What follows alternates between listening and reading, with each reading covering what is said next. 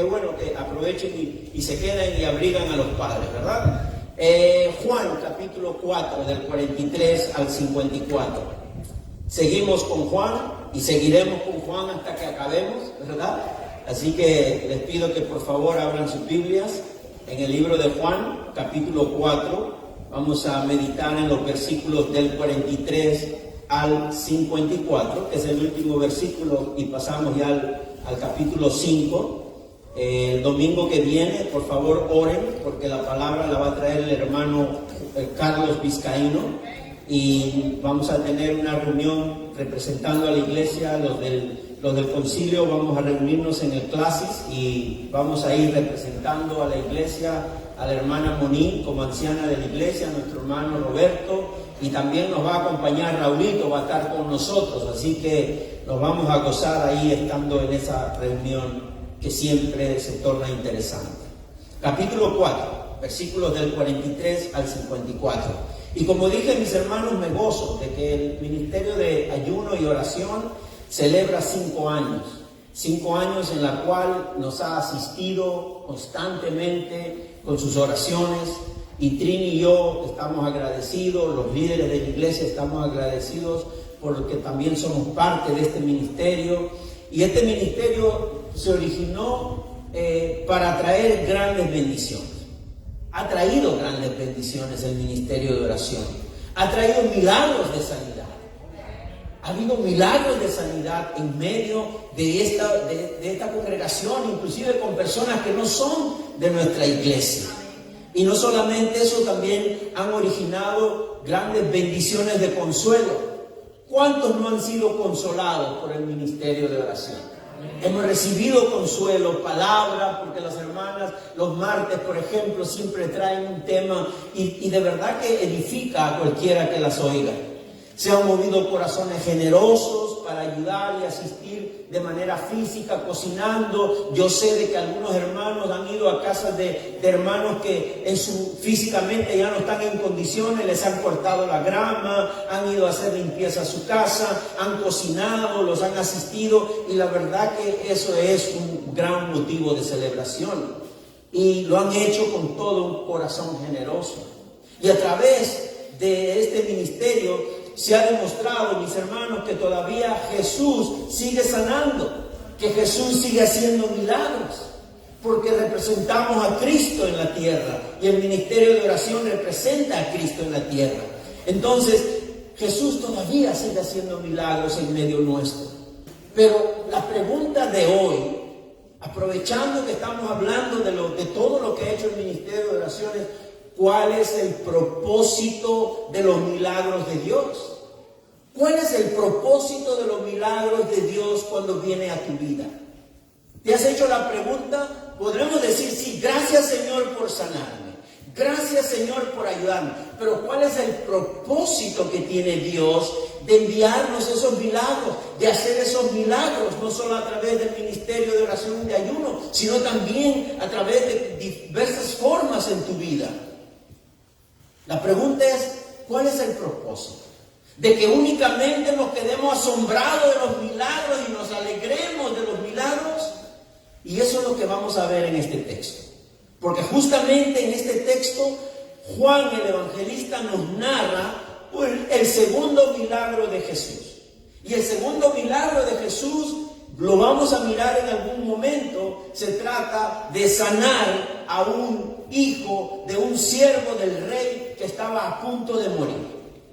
Y Jesús lo sana de manera milagrosa.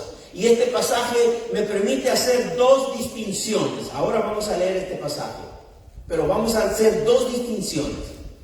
Todas las personas en algún momento de su vida quieren recibir un milagro. Díganme, ¿quién no quiere recibir un milagro en este lugar? Todos queremos recibir milagros. Y como segunda distinción del pasaje que vamos a leer, pocos, óigalo bien mi hermano, pocos son los que quieren aceptar el propósito divino de los milagros. Así que vamos a leer de una vez lo que dice este precioso pasaje del 43 al 54. Dice lo siguiente. Yo siempre tengo el problema de... Muy bien, ahora sí. Dice la palabra. 2 días después salió de allí y fue a Galilea, porque Jesús mismo había dado testimonio de que un profeta no tiene estima en su propia tierra. Voy a leer continuamente Nueva Versión Internacional. Dice, versículo 44. Pues como él mismo había dicho, a ningún profeta se le honra en su propia tierra. Cuando llegó a Galilea, fue bien recibido por los galileos, pues estos habían visto personalmente todo lo que había hecho en Jerusalén durante la fiesta de la Pascua, ya que ellos habían estado también allí. Y volvió otra vez Jesús a Caná de Galilea, donde había convertido el agua en vino. Había allí un funcionario real cuyo hijo estaba enfermo en Capernaum. Cuando este hombre se enteró de que Jesús había llegado de Judea a Galilea, fue a su encuentro y le suplicó que bajara a sanar a su hijo, pues estaba a punto de morir. Ustedes nunca van a creer si no ven señales y prodigios, le dijo Jesús. Señor, rogó el funcionario, baja antes de que se muera mi hijo. Vuelve a casa, que tu hijo vive, le dijo Jesús. El hombre creyó lo que Jesús le dijo y se fue. Cuando se dirigía a su casa, sus siervos salieron a su encuentro y le dieron la noticia de que su hijo estaba vivo. Cuando les preguntó a qué hora había comenzado su hijo a sentirse mejor, le contestaron, ayer a la 1 de la tarde se le quitó la fiebre. Entonces el padre se dio cuenta de que precisamente a esa hora Jesús le había dicho, tu hijo vive. Así que creyó él con toda su familia. Esta fue la segunda señal que hizo Jesús después que volvió de Judea a Galilea. Palabra de Dios. Como dije al principio, quiero dividirlo en 2 partes este pasaje. Primero, en que todas las personas, por algún motivo, quieren recibir un milagro de Dios. Todas las personas. Y aquí vemos un funcionario del rey que viene hacia Jesús y le dice que su hijo está a punto de morir. Y le pide ese favor, que vaya con él a su casa, que viaje con él hasta Capernaum para que su hijo pueda ser sanado, porque él había oído de Jesús que había hecho milagros en ese lugar. Pero también pocas personas quieren aceptar el propósito que tiene el milagro de Dios. Ya ustedes saben de muchos testimonios. Hay personas que tienen tanta necesidad de un milagro del Señor, pero cuando reciben el milagro, ya no quieren seguir en el camino de Dios, ni quieren tener ninguna relación con Dios, porque ven a un Dios solamente como un Dios milagrero, nada más. Por eso digo, nosotros los creyentes tenemos que entender cuál es el propósito del milagro.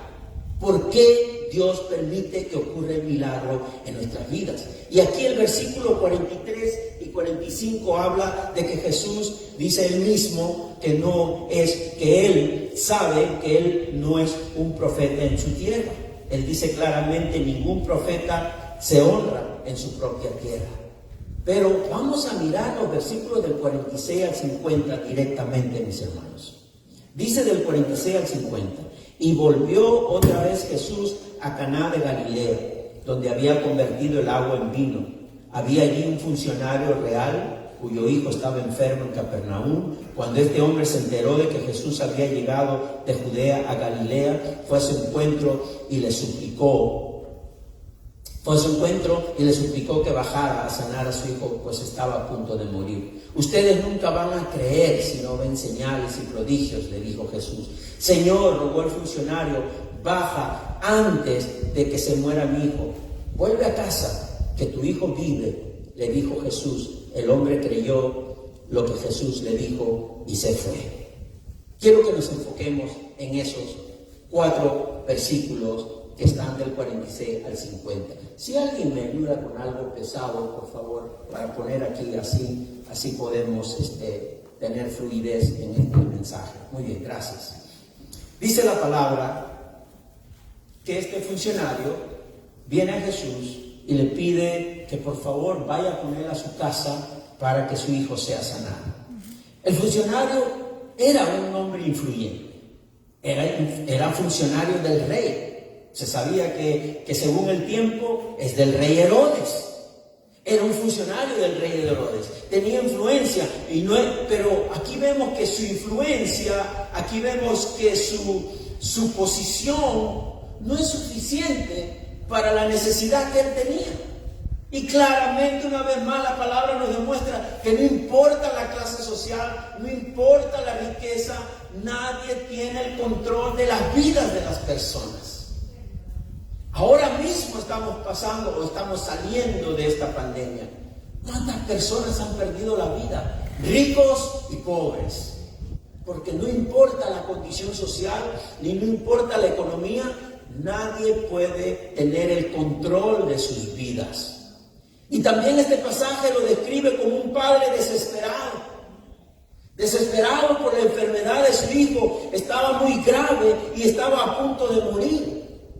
Este hijo estaba a punto de morir, y para este funcionario la salida y la solución era venir a Jesús por un milagro de sanidad, y suplicarle que vaya a su casa con él para sanar a su hijo.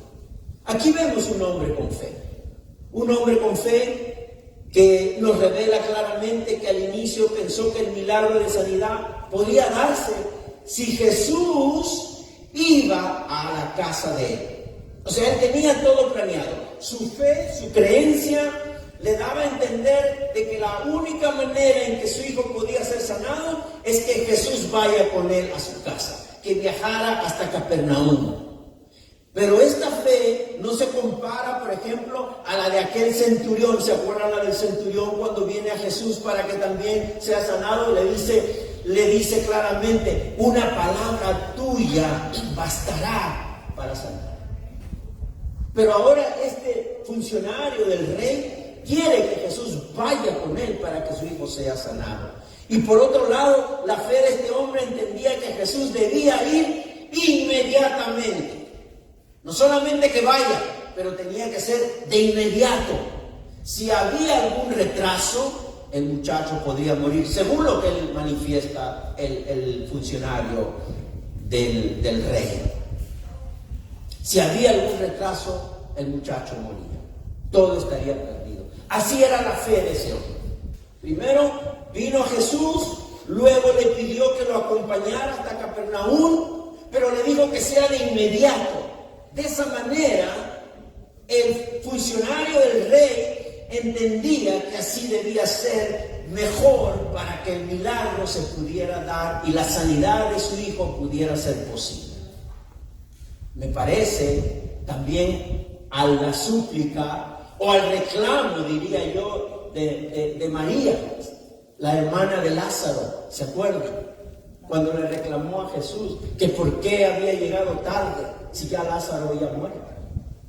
O sea que la palabra de Dios en realidad nos deja siempre sorprendidos, porque no es al modelo de las personas, es al tiempo del Señor y la forma como el Señor tiene determinado hacerlo.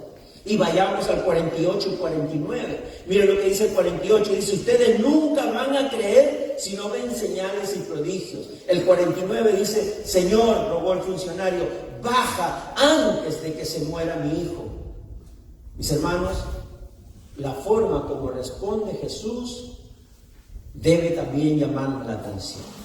La respuesta de Jesús al decir: ustedes nunca van a creer si no ven señales y prodigios, nos debe revelar la condición humana de este funcionario, sino también la condición cuando estamos en pruebas y dudamos de lo que Dios puede hacer por nosotros en medio de las pruebas. Dudamos realmente. A mí me pasa, o de repente es a mí nada más que me pasa. Hay momentos que la situación está tan difícil, está tan fuera de nuestro control, que dudamos del poder de Dios. Dudamos, nos ponemos nerviosos, se nos nubla la mente, no podemos retener en sabiduría de Dios para tomar decisiones, nos exaltamos, queremos que Dios haga las cosas a nuestra manera, queremos señales para creer, queremos estar viendo algo tangible, ¿verdad?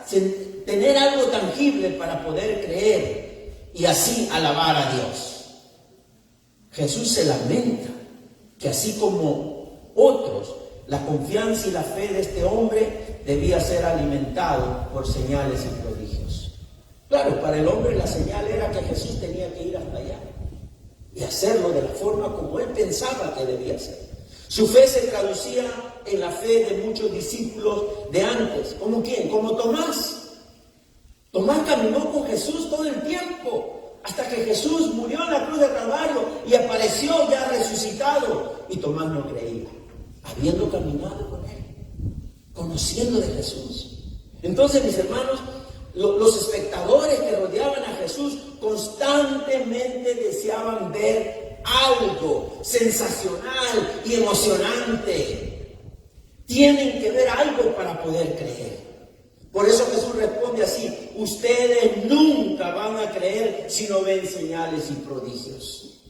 ¿Cuántos de los que reciben milagros de sanidad en los llamados Noche de Milagros, por ejemplo, cuántos de ellos realmente creen sin la necesidad de ver el milagro? ¿Y cuántos de los que reciben sanidad por imposición de manos se convierten en verdaderos discípulos de Jesús? ¿Cuántos los que reciben sanidad cuando le imponen las manos realmente siguen a Jesús y tienen una relación con Jesús? Esas preguntas debemos hacernoslas, porque ¿qué es lo que pasa entonces? ¿Cuál es el valor que tiene el milagro de Dios en nuestras vidas? Versículo 49. Señor, rogó el funcionario, baja antes de que se muera mi hijo. Esas palabras, mis hermanos, parece que ya estaban haciendo propósito en la vida del funcionario cuando Jesús le dice usted, porque Jesús nada más habla 2 veces con el funcionario. Solo 2 veces nada más. Primero le dice, ustedes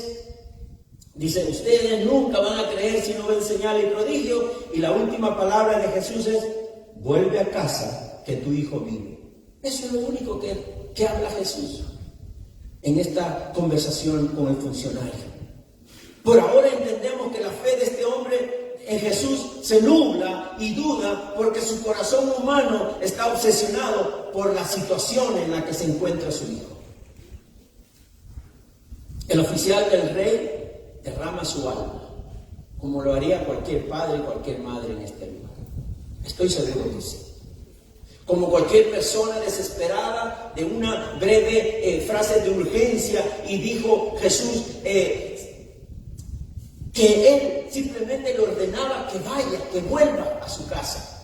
Pero el hombre decía, Señor, desciende antes de que mi hijo muera, antes de que mi hijo muera. Y el versículo 50, vuelvo a repetir, dice, vuelve a casa, que tu hijo vive. Vuelve a casa, que tu hijo vive. El hombre cuya fe estaba sostenida únicamente en los milagros de Jesús, ahora avanza a algo mayor. Creyó en la palabra de Jesús. Creyó en la palabra de Jesús. ¿Por qué? ¿Cómo sabemos que creyó? El hombre creyó lo que Jesús le dijo y se fue. Caminó con rumbo a su casa. El hombre cuya fe estaba sostenida únicamente en la forma que él pensaba que debía ser el milagro, ahora oye a Jesús por segunda vez, responde, camina y se dirige a su casa. Aceptó la palabra aún sin ver. Aceptó la palabra de Jesús aún sin ver ninguna obra. Al día siguiente, probablemente al amanecer, el padre se puso de camino a Capernaum. El hombre va cediendo a la fe y la confianza de lo que Jesús ha dicho, de lo que Jesús ha manifestado. Parece que su fe va alineándose al propósito de Dios con respecto a los milagros, con respecto a las obras, a los prodigios que Dios puede hacer en las personas. No todo es automático para nosotros. Para Dios las cosas van en su tiempo, en su forma, y siempre van a cumplir el propósito que Él tiene. ¿Por qué? Porque el oficial del rey se dirige a su casa, va cediendo a la fe y la confianza de lo que Jesús le había dicho. Y así también todo creyente, nosotros el día de hoy, debemos desarrollar la confianza en Jesús por la palabra segura y verdadera de Cristo. Mis hermanos, somos creyentes. Nuestra relación directa y primera es con Cristo. Y tenemos que creer en el Evangelio de Cristo. Porque Él sigue obrando todavía para nosotros. La obra no ha sido terminada. Todavía la obra de Dios de traernos a su reino no ha sido concluida. Él sigue obrando en cada uno de nosotros. Y la condición del funcionario en este pasaje es la misma condición de muchos creyentes. Queremos señales para creer y seguir alabando a Dios. Quiero pasar ahora con el otro grupo de personas que reciben el milagro, pero muy pocos de ellos aceptan el propósito divino de los milagros. ¿Y qué milagro es el del Señor? Que no solamente trae sanidad. ¿Sabe cuál realmente es el milagro que hace Dios? No se queda en sanidad física, sino que se extiende a lo que tiene que ser traer a la persona a la fe verdadera. A la fe verdadera. Versículos del 51 al 53. Dice, cuando se dirigía a su casa, sus siervos salieron a su encuentro. Los siervos del siervo del rey. Los siervos del siervo del rey salen a su encuentro, dice la palabra, y le dieron la noticia de que su hijo estaba vivo. Cuando les preguntó a qué hora había comenzado su hijo a sentirse mejor, le contestaron, ayer a la 1 de la tarde se le quitó la fiebre. Entonces el padre se dio cuenta de que precisamente esa hora Jesús le había dicho, tu hijo vive, así que creyó él con toda la familia. Óigalo bien, creyó él con toda la familia. Un momento. Que debe haber creído él está bien porque él había tenido un contacto directo con Jesús. Pero acá dice que creyó él con toda la familia. Y eso nos va a llevar a algo mucho más profundo en la palabra. Mis hermanos, vamos a enfocarnos en esta situación de cuál es el propósito de Dios cuando trae milagros a la vida de las personas. En Capernaum los criados se habían dado cuenta de ese repentino restablecimiento del hijo, ¿verdad? Del niño. Podría haber sido un niño, un joven quizás, o de repente ya una persona un poco más adulta, pero bueno, eso no importa. Lo importante es que se había restablecido, se había sanado. Llenos de gozo los siervos del siervo del rey. Llenos de gozo, ¿verdad? No pueden esperar la llegada del amo, sino que los criados salen al encuentro de su Señor con las nuevas, con esas buenas nuevas, con esas noticias gratas para el siervo del rey. Y tan pronto como lo ven, ¿qué le dicen? Le dicen, tu hijo vive, tu hijo vive. Casi similar a las palabras de Jesús, porque Jesús le dice, anda a tu casa que tu hijo vive, y los siervos cuando le dan el encuentro a este siervo del rey le dicen, tu hijo vive. Qué lindo, tu hijo vive. Y la frase que usaron, como digo, es casi idéntica a la de Jesús, pero como es común en nuestra naturaleza imperfecta, aparecen las dudas. Aparecen las dudas. ¿Y qué hace el siervo del rey? Pregunta, ¿y a qué hora fue eso? ¿A qué hora fue eso? ¿A qué hora ocurrió? Todavía tiene sus dudas, ¿verdad? ¿A qué hora ocurrió? ¿A qué hora fue eso?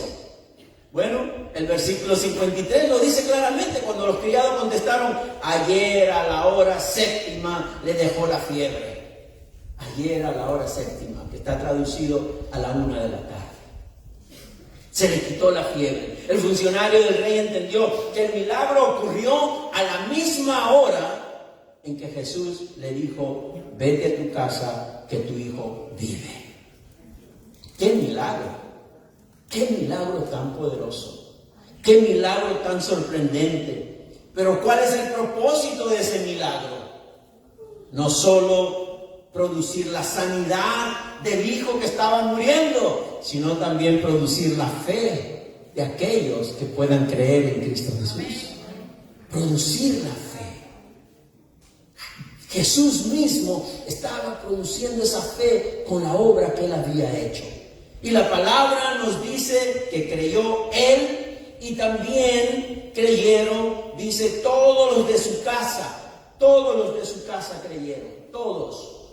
Es decir, bueno, puede ser, si tenía esposa, la esposa, los demás hijos, los criados, ¿verdad? Todos creyeron en esa casa. Mis hermanos, Jesús ha obrado y ha logrado el milagro, ha logrado que el milagro cumpla ese propósito por el cual Él ha hecho la obra. ¿Saben qué? De traer al pecador a la fe verdadera. De traer al pecador a la fe verdadera. Mis hermanos, yo no soy fatalista ni pesimista, pero creo que la palabra nos trae a la realidad. Todos vamos a morir. Todos. Creyentes y no creyentes. Pero a la hora que el Señor lo diga. Por lo tanto, el mayor propósito de Dios para nosotros no es mantenernos en este mundo eternamente, en este cuerpo caído, en esta naturaleza pecaminosa. Es al contrario, transformarnos y traernos a otra dimensión, a otra vida que se llama la vida eterna en Cristo Jesús. Por lo tanto, el propósito mayor no es únicamente de sanarnos. Claro que Dios nos sana, claro que Dios quiere sanar nuestro cuerpo, nuestra enfermedad, nuestros problemas, los riñones, del hígado, de lo que sea, de todo nuestro cuerpo. Él quiere sanarnos, pero ese no es el mayor propósito de tener una relación con Dios. Es lamentable que hayan evangelios que prediquen únicamente que cuando vienes al Señor todos tus problemas se van a resolver. Como si ese fuera el mayor propósito de tener una relación con Dios. Aquí claramente nos está mostrando que Él sanó a ese hijo, pero el propósito era no solamente sanar, sino algo mayor. Que puedan creer y que puedan tener fe en el Señor. Mis hermanos, mis hermanas, Dios es fiel a sus promesas. Él hace de acuerdo como Él ha prometido. Dios es fiel a sus promesas. ¿Saben por qué es fiel a sus promesas? Porque es un Dios de pacto. ¿Qué le dijo a Abraham? ¿Qué le dijo a Moisés? ¿Qué le dijo a todos los del pueblo, de su pueblo en el Antiguo Testamento? Dios es un Dios de pacto. No olvide, mi hermano, dice la palabra en este pasaje que no solamente el funcionario del rey creyó, sino todos los que estaban en su casa, sin haber estado Jesús presente en esa casa. Porque Dios es un Dios de pacto. No olvide que la promesa de Dios siempre ha sido bendecir a los padres creyentes y a su simiente. No lo olvide. La promesa de Dios siempre ha sido bendecir a su pueblo y a la simiente de su pueblo. Siempre ha sido bendecir a los creyentes y a los hijos de los creyentes, aunque usted no lo crea. ¿Qué dice Génesis 17:7? Estableceré mi pacto contigo y con tu descendencia como pacto perpetuo por todas las generaciones. Yo seré tu Dios y el Dios de tus descendientes. Muchos podrán decir, sí, pastor, pero ese es para los judíos, ese es para los israelitas. Mis hermanos, nosotros somos la nueva Israel, por fe en Cristo Jesús. Y si esta era la promesa para el pueblo de Dios, también somos del pueblo de Dios. Entonces no podemos desconectar esa promesa con la promesa en el Nuevo Testamento, en Cristo Jesús. Por eso hablamos de un Dios de pacto. Por eso Jesús dice, esta es la copa del nuevo pacto, dice Jesús cuando celebra la cena.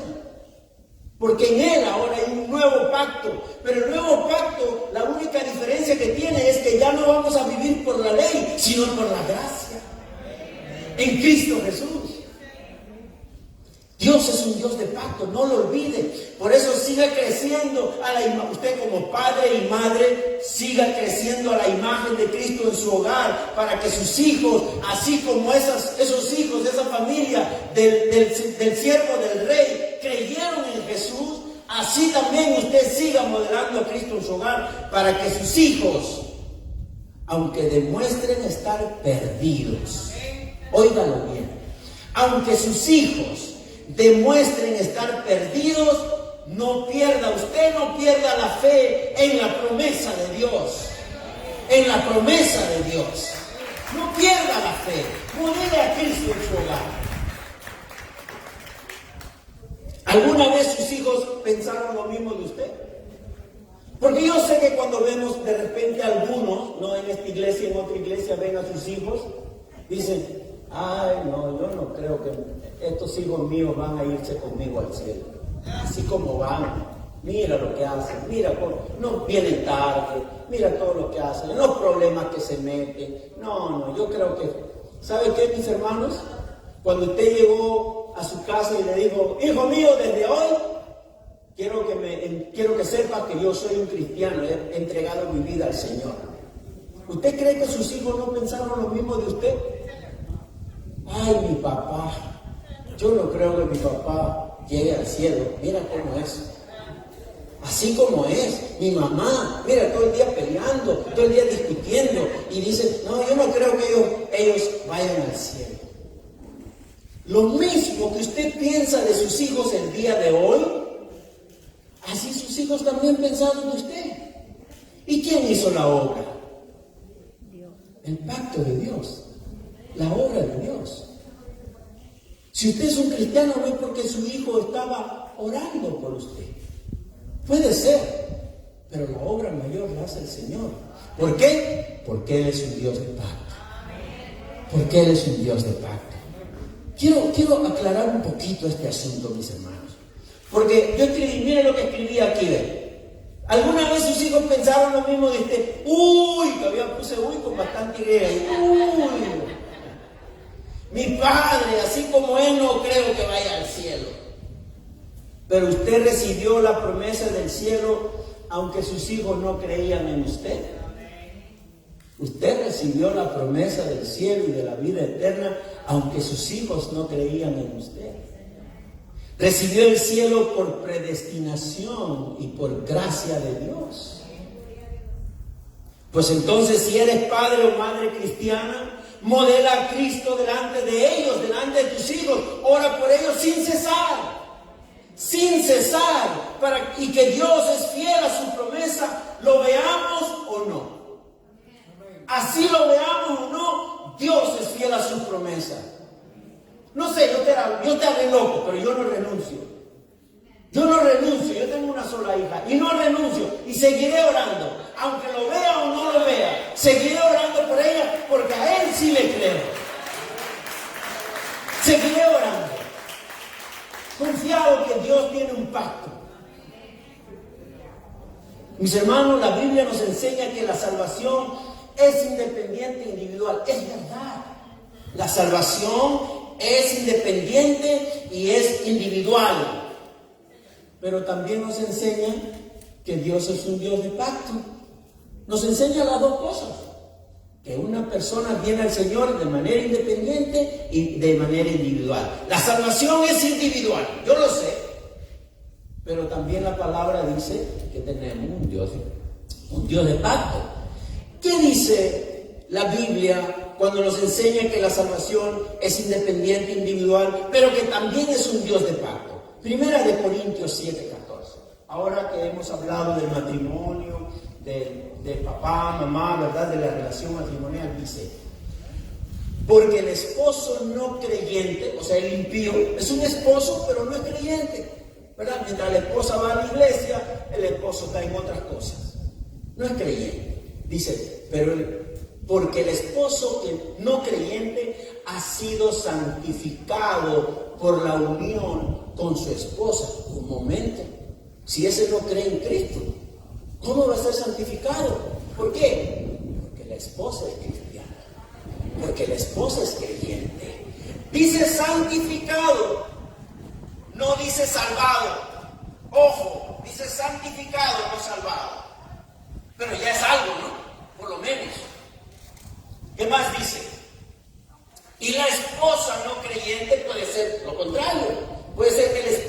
sea creyente y la esposa no. Bueno, pero si la esposa no creyente no ha sido santificada por la unión con su esposo creyente, ¿está claro? ¿Qué más dice? Si es así, si así no fuera, sus hijos serían impuros, mientras que de hecho son santos. ¿Qué podemos entender de eso? Nuestros hijos son santos aunque no parezcan, si usted es cristiano o cristiana. Su esposa, aunque no sea cristiana, es santificada por usted, porque usted está en Cristo. No estamos hablando de salvación, es santificación. Es santo. ¿Y qué es ser santo? Separado por Dios. Separado por Dios para la obra de Dios, y Dios va a obrar en esa vida. Separado por Dios. Entonces, mis hermanos, mi pregunta es, porque ¿saben por qué traigo esto? Porque quería entender cómo es posible que si Jesús no había ido a la casa del siervo del rey, había hecho el milagro sin haber ido allá, y toda la familia creyó, dice la palabra, entonces ¿cómo ocurrió eso? Bueno, por eso que comencé a preguntar a la palabra de Dios, y tengo estos dos versículos, pero ¿por qué hago esa pregunta? ¿En quién vas a poner tu fe como padre o como madre? ¿En las palabras de tus hijos o en la palabra de Dios? ¿En quién vas a poner tu fe como padre o madre? ¿En la obra de tus hijos o en la obra de Cristo? ¿En quién vamos a poner nuestra fe? Hechos 2:39. Claramente dice, arrepiéntanse y bautícese a cada uno de ustedes en el nombre de Jesucristo para perdón de sus pecados, le contestó Pedro, y recibirán el don del Espíritu Santo. En efecto, la promesa es para ustedes, para sus hijos, para todos los extranjeros, es decir, para todos aquellos a quienes el Señor nuestro Dios quiera llamar. Yo no estoy diciendo que usted no haga nada porque ya sus hijos son salvos, porque usted es salvo. No, eso no dice la Biblia. La Biblia dice que están bajo una promesa, la promesa de Dios.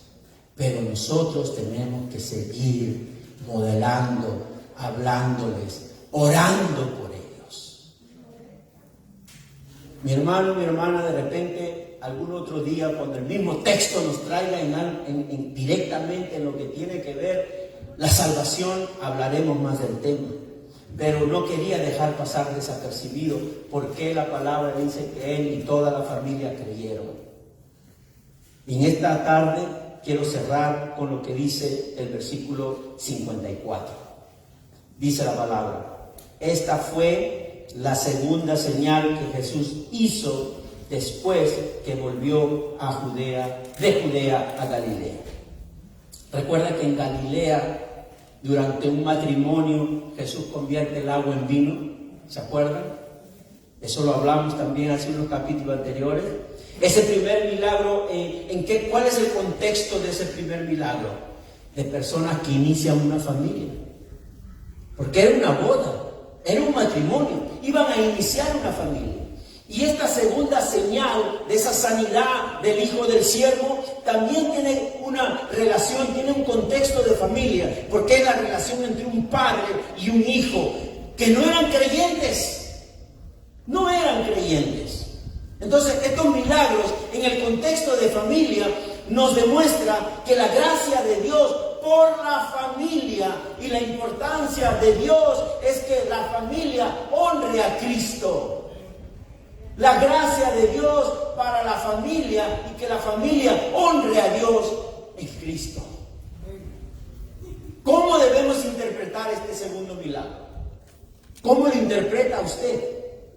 ¿Para qué fueron narrados? ¿Para darnos el poder de demandar y exigir sanidad al Señor? Sí, porque yo me sorprendo que algunas personas como que le exigen a Dios que ahora mismo tienes que sanar. Puede ser que Dios lo sane ya mismo, pero es que nosotros determinamos cuándo debe sanar el Señor y cuándo no. Mis hermanos, la misma Escritura nos da la respuesta de cuál es el propósito de los milagros, mi hermano? ¿Cuál es el propósito de los milagros? Ahí, 28. Dice, Señor mío y Dios mío, exclamó Tomás. ¿Se acuerdan de Tomás, verdad? El que no cree, ¿no? Hasta el final dudaba de que Cristo había resucitado. Señor mío y Dios mío, exclamó Tomás, porque me has visto, has creído, le dijo Jesús.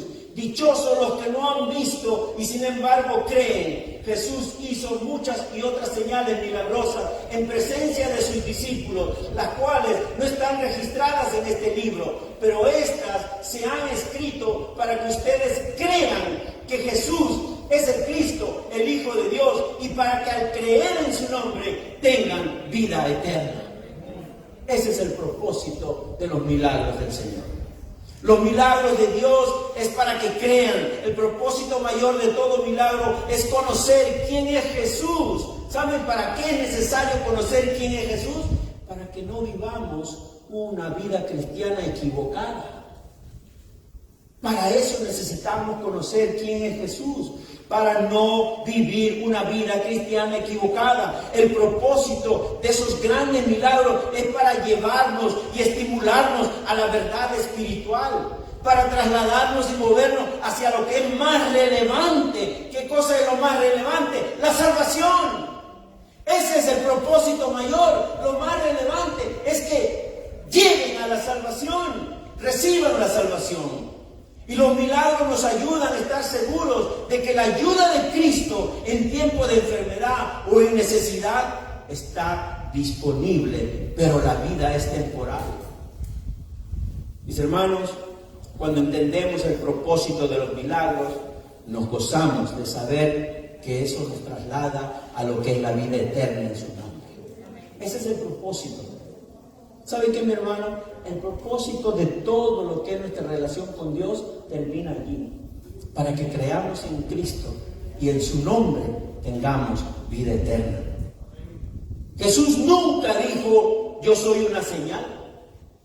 Jesús nunca dijo, yo soy el que hace los milagros para que tú te asombres. ¿Qué dijo Jesús? Yo soy el camino, la verdad y la vida. Y todo aquel que recibe un milagro de parte de Él, que no se detenga solo en el asombro del milagro, sino que siga hacia adelante, que crea que Jesús es el Hijo de Dios y obtenga el más grande milagro que puede tener toda persona, que es salvación y vida eterna en su nombre. Amén. Ese es el mayor nivel. Un aplauso al Señor. Ese es el mayor milagro. Es que queremos milagros aquí en la tierra, queremos ver, Señor, queremos milagros. Pero todo eso se va a esfumar, todo eso se va a acabar, porque nos espera algo mejor, algo más duradero. ¿Necesitas realmente un milagro en tu vida? Claro que el Señor está dispuesto a dártelo. ¿Algún ser querido que necesite un milagro? De seguro que sí. Y vamos a orar por eso. Vamos a terminar orando en esta tarde para que ese milagro venga a tu vida.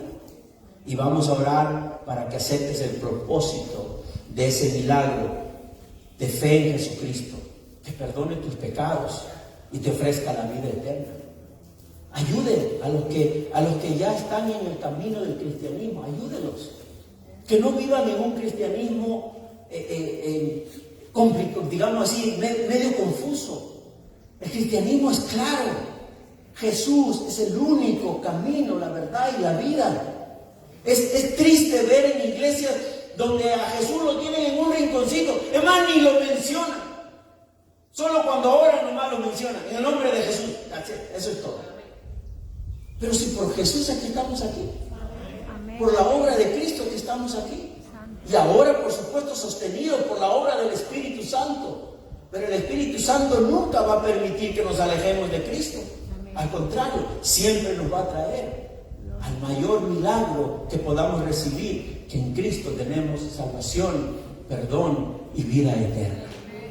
Gracias al ministerio de oración por seguir exaltando a Cristo, porque Él es la razón Porque no solamente el ministerio de oración está para ofrecer milagros a las personas que se conecten con ellos, sino para llevarlos más allá de un milagro, para que crezcan, para que crean y crean en Jesucristo, que es el único que puede darle salvación y vida eterna. Así que vamos a ponernos de pie para orar, mis hermanos. Denle un aplauso al Señor. Claro que sí, claro que sí. Si está en tu corazón aplaudirle al Señor, vamos a hacerlo. Vamos a orar por este tiempo y luego voy a dejar a mi hermana Monín para que nos guíe en el tiempo de diezmos y ofrendas. Padre, gracias te damos, Señor. Este mensaje del día de hoy está en las páginas de lo que tú has dejado. Queremos entenderlo en mayor profundidad, pero sabemos que el tiempo no lo permite, menos el día de hoy. Pero Señor, está claro que los milagros que tú has podido mostrar no son el propósito mayor de lo que tiene que ser una relación tuya con tu pueblo y tu pueblo contigo, sino más bien, Señor, de que entendamos que debemos confiar, que debemos seguir hacia adelante, porque tu palabra nos dice que los justos vivirán por la fe. No vivimos por lo que vemos, sino vivimos por lo que creemos. Señor, ayúdanos, Padre. Yo sé que aquí necesitamos milagros en nuestras vidas, ya sea de salud, ya sea de alguna situación en el matrimonio, ya sea de alguna situación económica. Señor, sabemos que tú estás dispuesto a hacer grandes milagros en nosotros, pero nunca nos dejes desamparados de que perdamos, Señor, ese rumbo, ese camino y esa confianza que tenemos en ti. Permítenos, Señor, igualmente seguir orando por nuestros hijos. Tu palabra es clara, tú eres un Dios de pacto. Y seguiremos orando por nuestros hijos, por nuestros nietos, porque donde hay un esposo creyente, su esposa es santificada, y por lo tanto sus hijos son santos, si no serían impuros, dice tu palabra. Pero tú haces la obra, porque algún día llegarán a tus pies para recibirte como tu Señor y Salvador, y así tú darles esa puerta abierta de la salvación y vida eterna. Así confiamos, Señor, en ti. Gracias te damos por este tiempo, un tiempo precioso que nos has dado desde que hemos llegado. En el nombre del Padre, del Hijo y del Espíritu Santo. Y todo el pueblo de Dios dice, amén. Denle un aplauso grande al Señor.